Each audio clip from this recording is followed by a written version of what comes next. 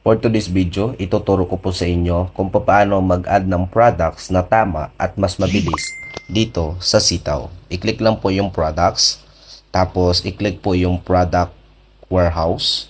Tapos sa baba po ng filter, meron pong search icon. I-click lang po ito, no need na po mag-type ng kahit ano. Tapos sa baba ulit po ng filter, meron pong arrow na maliit. I-click po ito.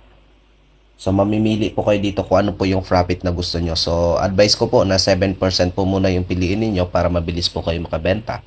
So, i-confirm nyo lang po. Tapos, sa taas po ng number 1, may number sign. I-select all mo lang po ito. So, ibig sabihin, 10 na po yung maselect mo. Tapos, click mo lang po yung batch publish, then confirm. So, ibig sabihin, may mga products ka na naka-display sa iyong online store na ready to sale na ibig sabihin, anytime pwede ka mapasukan ng orders. Okay, so sa next video ituturo ko naman kung paano mag-recharge and kung paano mag-pick ng orders. Ilalagay ko na lang sa ating comment section.